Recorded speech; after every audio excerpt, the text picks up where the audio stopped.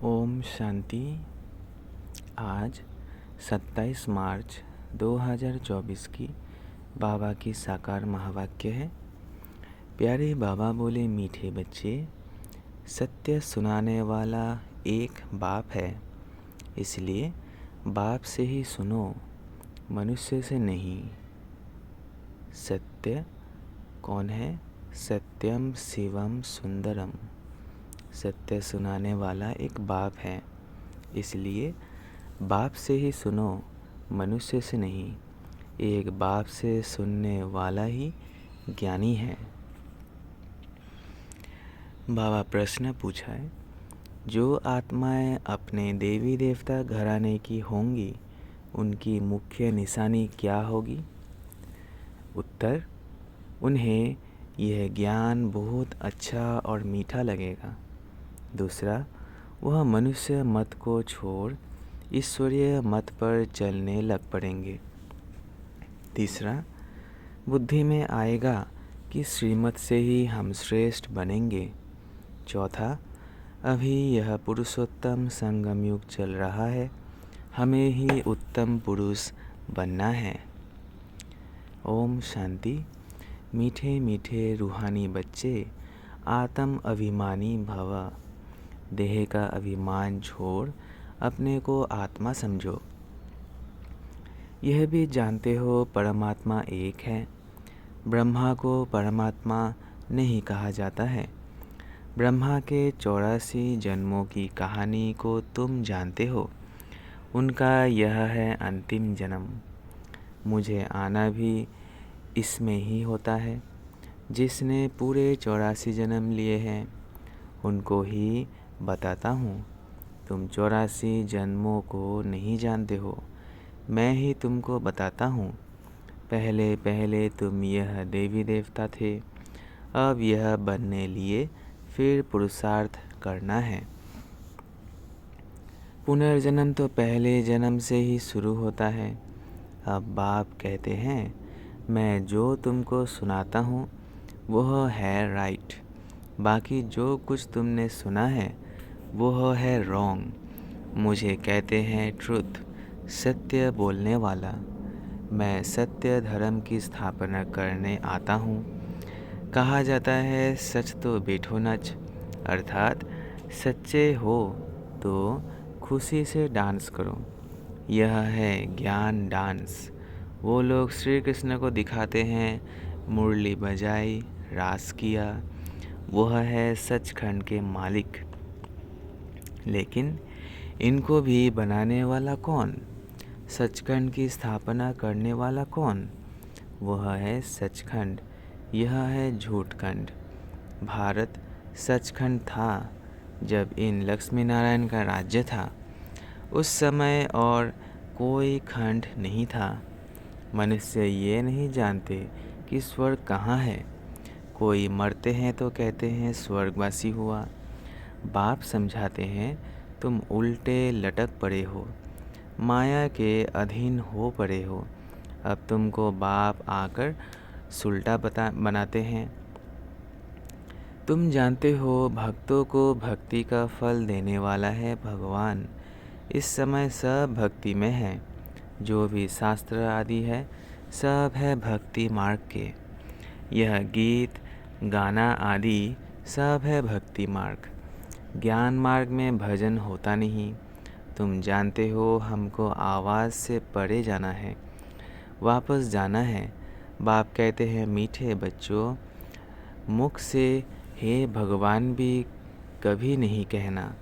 यह भी भक्ति मार्ग है। कलयुग के अंत तक भक्ति मार्ग चलता है।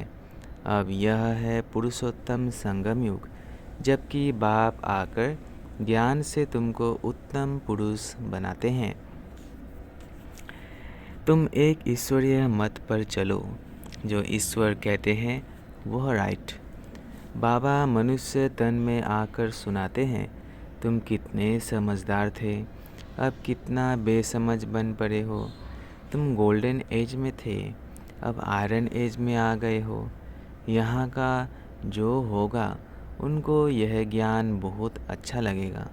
यहाँ वालों को मीठा लगेगा। यह बाबा खुद भी गीता पढ़ते थे। बाबा मिला तो सब कुछ छोड़ दिया। गुरु भी बहुत किए। बाप ने कहा ये सब भक्ति मार्ग के गुरु हैं। ज्ञान मार्ग का गुरु मैं एक ही हूँ। ज्ञान जब मेरे से सुने तब उनको ज्ञानी कह सकते हैं। बाकी सब है भक्त। श्रीमत ही श्रेष्ठ है, बाकी सब है मनुष्य मत। यह है ईश्वरीय मत, वह है रावण मत, यह है भगवान की मत।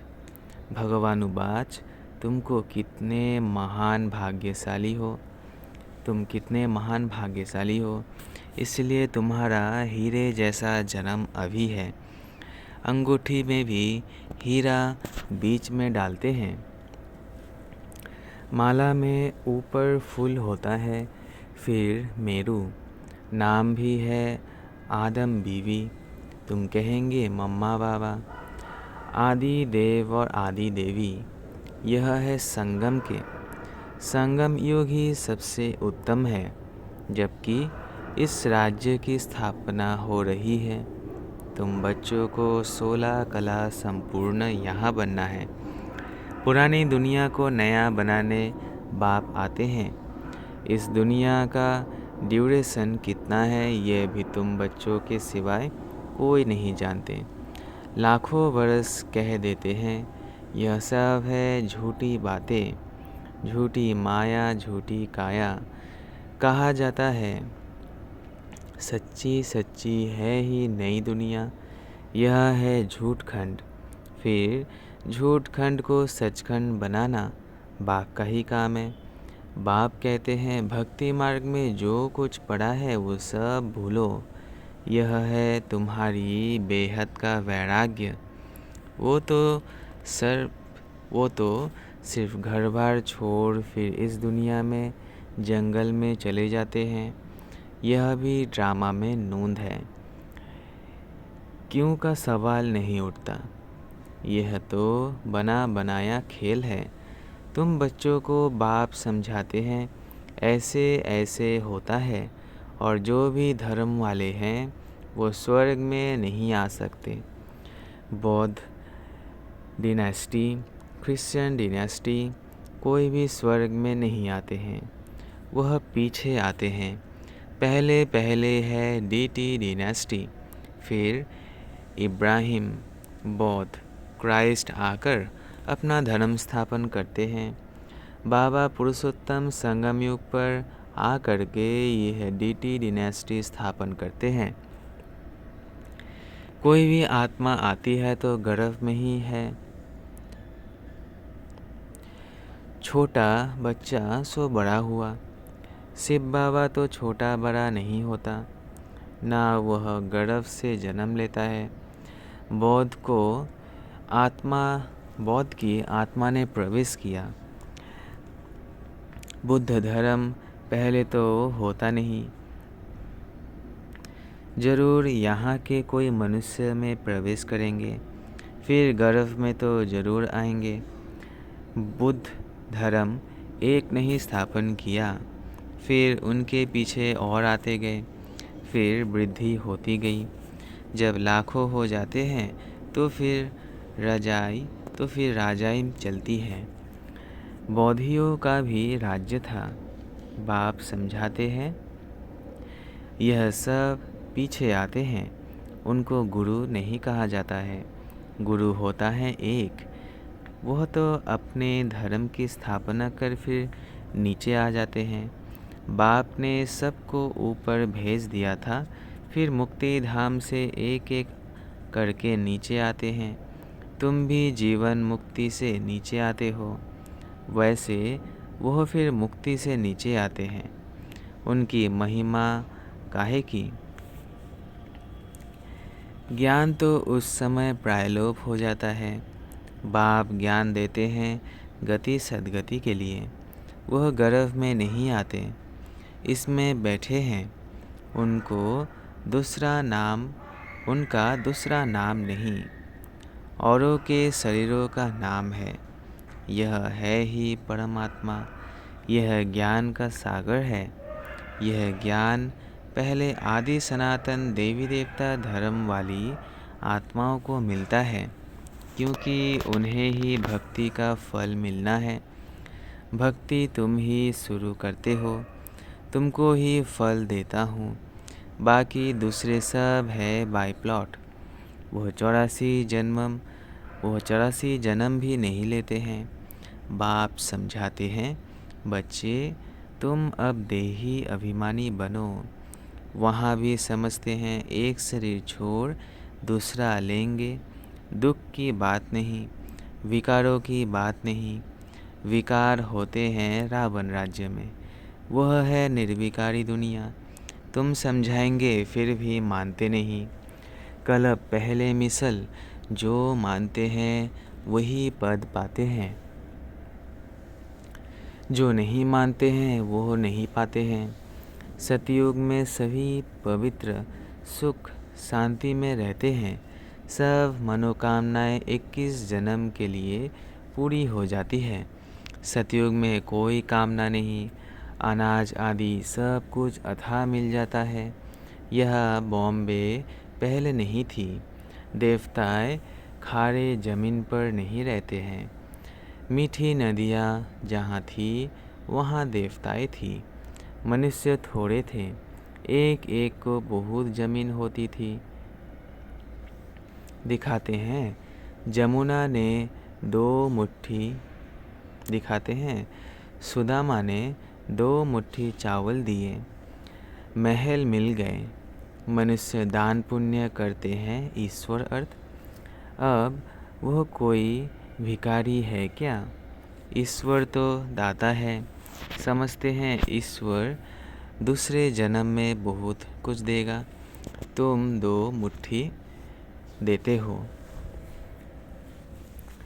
नई दुनिया में बहुत कुछ लेते हो। तुम खर्चा करके सेंटर आदि बनाते हो, सबको शिक्षा मिले। अपने धन खर्च करते हो, फिर राजाई भी तुम ही लेते हो। बाप कहते हैं मैं ही तुमको अपना परिचय देता हूँ। मेरा परिचय कोई को है नहीं, ना मैं किस तन में आता हूँ। मैं आता ही एक बार हूँ, जब पतित दुनिया को चेंज करना है। मैं हूँ ही पतित पावन। मेरा पाठ ही संगम युग पर है, सो भी एक्यूरेट समय पर आता हूँ। तुमको यह थोड़ी पता पड़ता है कि शिव बाबा इनमें कब प्रवेश होता है। श्री कृष्ण की तिथि तारीख मिनट घड़ियाँ लिखते हैं, इनका कोई मिनट आदि नहीं निकाल सकते। यह ब्रह्मा भी नहीं जानते थे। अब नॉलेज सुनाई तब मालूम पड़ा। कशिश होती है, इसमें तो कट चढ़ी हुई थी। जब परमपिता परमात्मा ने प्रवेश किया तो तुमको कशिश हुई और तुम भागे। कोई भी तुमने परवाह नहीं की। बाप कहते हैं मैं तो संपूर्ण पवित्र हूँ, तुम आत्माओं पर कट चढ़ी हुई है। अब वह कैसे निकले? ड्रामा में सब आत्माओं को अपना अपना पार्ट मिला हुआ है। यह बहुत गुह्य बात है। आत्मा कितनी छोटी है, दिव्य दृष्टि के बिगर उनको कोई देख ना सके। बाप आकर तुमको ज्ञान का तीसरा नेत्र देते हैं। तुम जानते हो हम आत्माओं को ही बाप पढ़ाते हैं। भक्ति मार्ग में तो ज्ञान है आटे में नमक। जैसे भगवानुवाच अक्सर राइट है, फिर श्री कृष्ण कहने से रॉन्ग हो जाता है। मनमना भाव अक्सर ठीक है, परंतु अर्थ नहीं समझते। मामेकम अक्सर राइट है। यह है गीता का एपक युग। भगवान इस समय ही इस रथ में आते हैं। उन्होंने दिखाया है घोड़ा गाड़ी, उसमें श्री कृष्ण बैठा है। अब कहाँ भगवान का यह रथ, कहाँ भगवान का यह रथ, कहाँ घोड़ा गाड़ी, कुछ भी समझते नहीं। यह बेहद के बाप का घर है। बाप सब आत्माओं अर्थात बच्चों को 21 जन्मों के लिए हेल्थ, वेल्थ, हैप्पीनेस देते हैं। यह भी अनादि अविनाशी बना बनाया ड्रामा है। कब शुरू हुआ कह नहीं सकते, चक्र फिरता ही रहता है। इस संगम को तो किसको मालूम ही नहीं। बाप बतलाते हैं यह ड्रामा 5000 वर्ष का है। आधा में सूर्यवंशी चंद्रवंशी, आधा में अर्थात 2500 वर्ष में बाकी और सब धर्म। तुम जानते हो सतयुग में है ही वाइसलेस वर्ल्ड। तुम अभी योग बल से विश्व की राजाई लेते हो। क्रिश्चियन लोग खुद समझते हैं हमको कोई प्रेर रहा है, जो हम विनाश के लिए यह सब कुछ बनाते हैं। कहते हैं हम ऐसे बॉम्ब्स बनाते हैं जो एक दुनिया तो क्या 10 दुनिया ख़त्म कर सकते हैं। बाप कहते हैं मैं हेवन स्थापन करने आया हूँ, बाकी विनाश तो यह करेंगे। अच्छा, मीठे मीठे सिकिलधे बच्चों प्रति माता पिता बाप दादा का याद प्यार और गुड मॉर्निंग। रूहानी बाप की रूहानी बच्चों को नमस्ते। हम रूहानी बच्चों की रूहानी माता पिता बाप दादा को याद प्यार गुड मॉर्निंग और नमस्ते नमस्ते नमस्ते। शुक्रिया बाबा, शुक्रिया। धारणा के लिए मुख्य सार पहला है, बेहद का वैरागी बन। जो कुछ अब तक भक्ति में पढ़ा व सुना है वह सब भूलना है। एक बाप से सुनकर उनकी श्रीमत से स्वयं को श्रेष्ठ बनाना है। दूसरा, जैसे बाप संपूर्ण पवित्र है, उस पर कोई कट जंख नहीं, ऐसे पवित्र बनना है। ड्रामा के हर पाठधारी का एक्यूरेट पाठ है। इस गुह्य रहस्य को भी समझकर चलना है। वरदान, बाप और वरदाता इस डबल संबंध से डबल प्राप्ति करने वाले सदा शक्तिशाली आत्मा भव।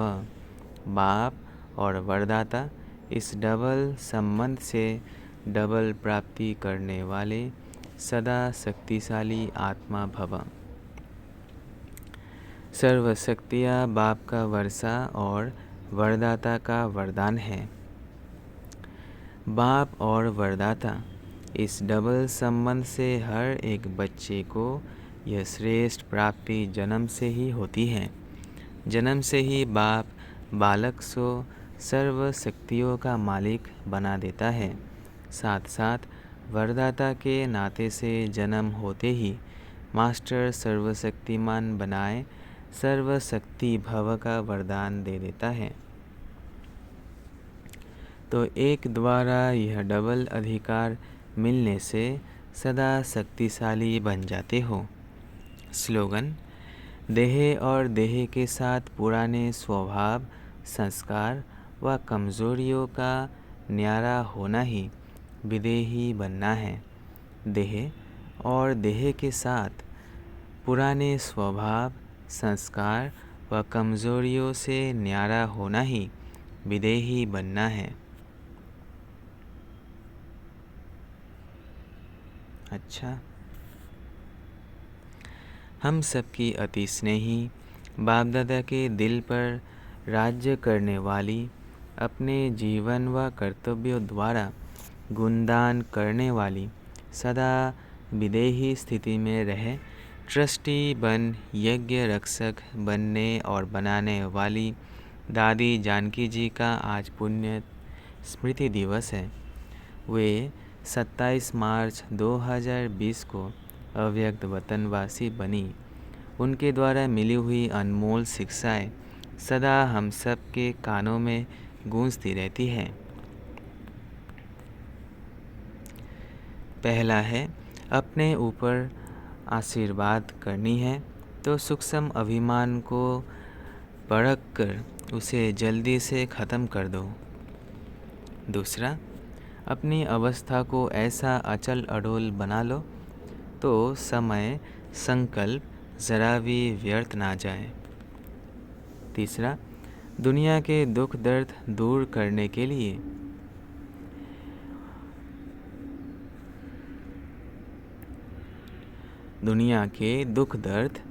करने के लिए इनोसेंट और मीठे बनो, माँ समान पालना दो। चौथा, अधिक सोचने, बोलने और चिंता करने से शक्ति खर्च होती है। साइलेंस में रहो तो शक्ति जमा हो। पांचवा, पर चिंतन व नफरत की निगाह को खत्म कर स्वचिंतन और प्रभु चिंतन करो। छठवा, खुश नसीब व ब्लिसफुल रहना है तो बाबा की ब्लेसिंग लेते चलो। सातवां, किसी की गलती चित्त पर ना हो, चित्त साफ रखो तो चैन से रहेंगे। आठवां, तपस्वी बनने के लिए त्यागी बनो, जरा भी इच्छा व आसक्ति ना हो। 9 नंबर पॉइंट, अपनी स्थिति ऊंची बनानी है तो याद में रहने का गुह्य अभ्यास करते रहो। साधारण बोलने व सुनने की आदत ना हो। 10वां पॉइंट, अपनी सतोगुणी दृष्टि वृत्ति द्वारा आपस में सतोगुणी व्यवहार से अपनी संपूर्णता को समीप लाओ। 11 पॉइंट, अंतर्मुखी बन जाओ तो ऑटो ही अंतर्मुखी बन जाओ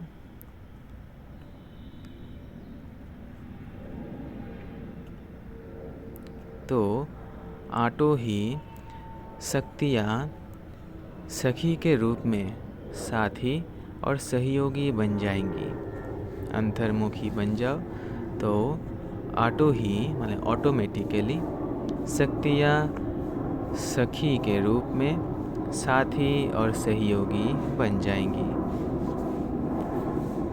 ये थी हमारे प्यारे दादी जानकी की कुछ महावाक्य। अच्छा, ओम शांति, ओम शांति, ओम शांति।